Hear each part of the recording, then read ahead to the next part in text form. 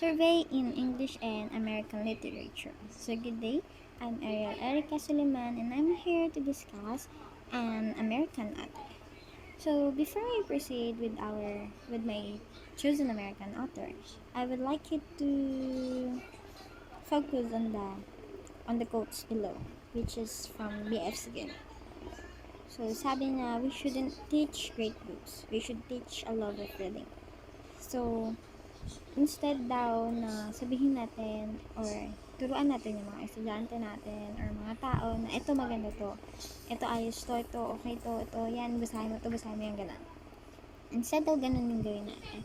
Kailangan daw magbigay tayo ng impact dun sa mga taong yun, na kung saan yung impact na yun, pag tumaloy sa kanila or tinamaan sila, hindi lang sila parang tinuturuan na magbasa.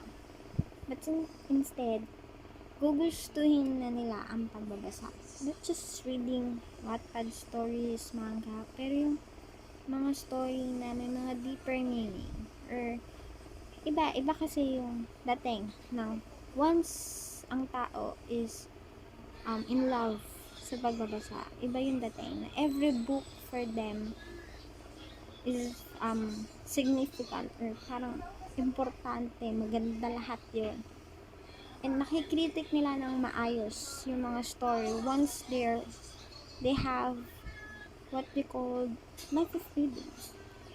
So, at I think ayun yung tinatry ni ma'am na i-apply sa atin or ibigay sa atin na gusto niya tayong mahalin yung pagbabasa. And so for that, let's go for our author, which is Colleen Hoover. So Colleen Hoover, or in a real name, she's Margaret Colleen Fennell, and that's her signature writer nasa baba. So her biography. So Colleen Hoover, she is an American author of the 21st century who writes best-selling young adult and new adult novels or mga romance novels. So, pinili ko si Colleen Hoover kasi kung nakikita niyo sa picture sa baba, nandiyan si Catherine Bernardo. I am a Katniel fan. So, nakita ko na may binabasa siyang book. Nagkaroon ako ng kung sino yung author nun, kung ano yung binabasa niya, sino yung author niya, nakita ko si Colleen Hoover. Then, nagkaroon ng reporting.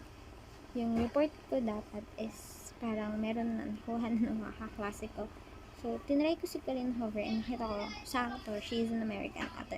So, kung mapapansin nyo, si Colleen Hoover, hindi siya yung author na katulad ng mga past reports natin na galing sa 19th centuries, galing sa 19th centuries, 16th century, 17th, or the past centuries. So, Colleen Hoover was born in Sulphur Springs, Texas on December 11, 1979. She grew up in Saltillo, Texas and graduated from high school in 1998. She graduated from Texas A&M Commerce with a degree in social work. So she worked various social work and teaching jobs until she began her writing career in November 2011. So Colleen began writing her first novel, Slam, published in 2012, which became a New York Times bestseller. So yung Slam niya, nag-try lang siya magsulat. Sabi niya, na-bored lang siya. May nabasa ako. At sabi niya doon, na-bored lang siya. Gusto niya lang ipakita yun or ipagyabang yun sa lola niya.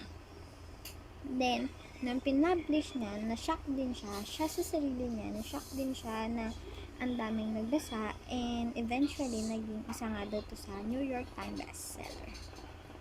So, si Colleen Hoover, she is also a friend with several authors including the Never Never co-author Taryn Fisher. So, she currently resides in the United States with her husband, Heath Hoover, with whom she has recent. So, si Colleen Hoover, meron silang isang book na kung saan nag-co-author sila, nag-collab sila with Taryn Fisher. So, ito yung Never Never. Meron niyang part 1, part 2, part 3, pero sa ngayon alam ko, pinagsama-sama na sila sa isang book. Dati pinablish siya hiwalay-hiwalay and ngayon pinagsama-sama na siya sa iisang libro. So, nasa United States nga daw po si Colleen Hoover with her husband and meron siyang or silang tatlong anak na lalaki. So, Colleen Hoover books or works. So, ito yung sorry sa pagiging fangirl. So, meron siyang book series. Ito yung Slump. Yung Slump na is may tatlong series. So, Slump 2012, Point of Retreat, This Girl. Meron din siyang Hopeless. Yung Hopeless, Losing Hope, Finding Cinderella, and Finding Perfect. Sabi po nila, kung gusto mo daw pong basahin yung mga libro ni Colleen Hoover, maganda daw pong umpisahan sa Finding Cinderella, pero sa tingin ko maganda naman talaga lahat yung books niya. Kasi nananalo at ang daming award ng mga books niya. Kahit ano dyan sa books niya is may mga awards.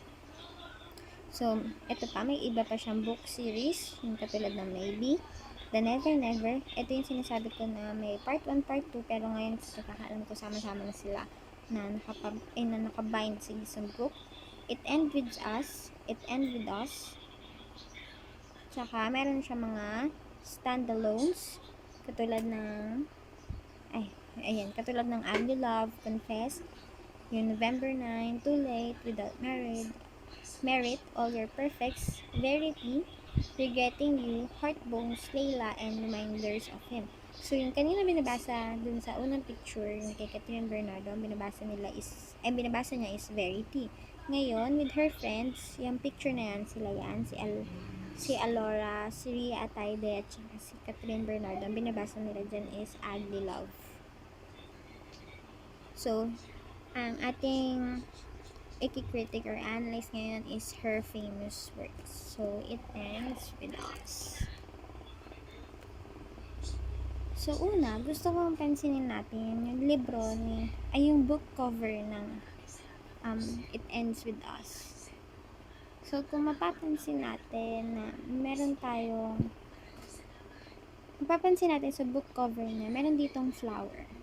Yung flower, napakaganda ng flower. It's really a beautiful flower. Pero kung i-zoom natin, makikita mo na yung magandang bulaklak na yun. Shattered siya. Parang pira-piraso na siya. And parang pinitas-pitas na yung bulaklak. Ang ganda ng bulaklak, yet it is shattered. And kung titingnan ulit natin, sabi dito may purple. So, what's with the purple? Actually, naghanap ako ng book analysis cover. Wala akong nakita. So, own opinion ko lang ito lahat. So, kung natandaan ko, habang tinitingnan ko maigi yung book cover, bakit kaya purple? Tapos, hindi kasi yan white. Hindi talaga white yung nandyan, yung cover niya. Pink. Medyo pinkish yung niya eh. Pero kung titingnan mo, medyo pinkish yung cover niya. Hindi siya purple. Pinkish. Parang, sabi ko, parang purple, tas may pink yung mismong cover nung Nagtaka ko. So, inisip ko, bakit purple? Tapos, nung binasa ko yung mga analysis or summary ng libro, sabi ko, kaya pala purple. And, it reminds me of the movie na pinanood sa atin ni Ma'am Ice, yung the color purple. Basta yun, yung si Selly. Natandaan ko si Selly. And sa tingin ko, ayun din yung meaning ng purple dito. Sa tingin ko lang naman. So, next. So, hindi ako naglagay ng summary. Naglagay lang ako ng synopsis. Ito yung nasa likod ng book. Nilagay ko yung synopsis lang kasi i-recommend ko nga sa inyo yung libro. So, kung i-blunt ko lahat, sasabihin ko lahat, baka hindi nyo basahin. So, sa synopsis, sometimes it is the only one who loves you who hurt you the most. So, Lily hasn't always had it easy, but that's never stopped her from working hard for the life she wants. She's come a long way from the small town where she grew up. She graduated from college, moved to Boston, and started her own business. So when she feel a sparkle with neurosurgeon named Ryle Kincaid, everything in Lily's life suddenly seems almost too good to be true. Ryle is assertive, stubborn, maybe even a little arrogant. He's also sensitive, brilliant, and has a total soft spot for Lily. Lily can get him out of her head, but Ryle's complete aversion to relationship is disturbing. Even as Lily finds herself becoming the exception to his no dating rule, she can't help but wonder what made him that way in the first place.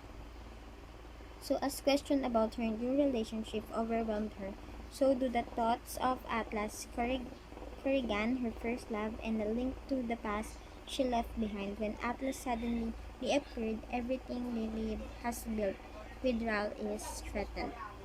So, dito,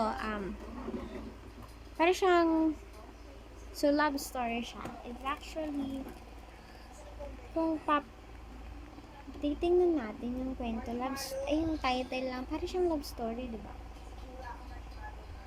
Para siyang love story. Pero bakit kaya hindi siya love stories? Parang hindi kasi siya, kung hindi ko pa siya nababasa talaga, pero may PDF ako na download kung saan pwede natin siyang basahin. So, pag titingnan, hindi siya tunay na hindi siya love story kasi there is something threatened to the relationship sa relationship ni Lily at ni Ryle. At ayun yung existence or yung presence ni Atlas Corrigan. So, basahin natin siya para malaman natin yung buo. So, analysis, It Ends With Us is a book disguised as a love story, but it is a genuinely powerful story about life. It packs an incredible dose of reality and tackles some serious important issues. So Colleen Hoover's talent is showcased in the truly unique perspective through which she tackled this novel. So, disguise daw siya as a love story. Sabi dito, Lily's narration is raw, honest, and real. You will feel her feelings as if they are your own. Parang sa'yo yung nararamdaman niya. Parang ikaw at si Lily ay iisa. So, parang ganun tinouch ni Colleen Hoover yung mga readers niya. Her journey is so powerful that it will make you smile, laugh, cry, scream, and most importantly, mararamdaman mo daw talaga siya. Mararamdaman mo siya lahat ng ikaw, mapapangiti ka, mapapatawa ka, mapapaiyak ka, mapapasigaw ka, mararamdaman mo daw siya once you were reading her books or this book. So, we can learn so much from this book about vulnerability, the truth, the life, especially in today's world where everything seems to be going wrong and everyone is fighting for equality. These books will make you cheer for Lily as a woman and as a person. She is a hero that conquers the unimaginable. Sabi din nila, madami kasi nagbigay ng mga comment about this book. Sabi nila, this book will change your life. It Ends With Us will change your life, especially your perspective. So, sa first book ni Colleen, sa first 2 page ng It Ends With Us, ito yung parang dedication niya. Sabi niya, for my father who tried his very best not to be his worst, and for my mother who made sure we never saw him at his worst. So, ito yung dedication niya dun sa book niya. Kasi, ang libro po na It Ends With Us, it was dedicated for her mother, which is Vanoy Fit, basta sa mother niya, Vanoy Fite. This book is based on a couple who are at first in a positive relationship until things takes a turn. Short after a few months, this relationship become a domestic violence situation. So, para to sa mama niya. Or ito ay story ng buhay ng kanyang nanay. And dedication nito para sa mama niya. So, dito ko nakuha yung reference ko kung saan galing ang aking mga pinagsasabi. And if you want to read the It Ends With Us, ayun po yung G-Drive. You can click it. So, thank you.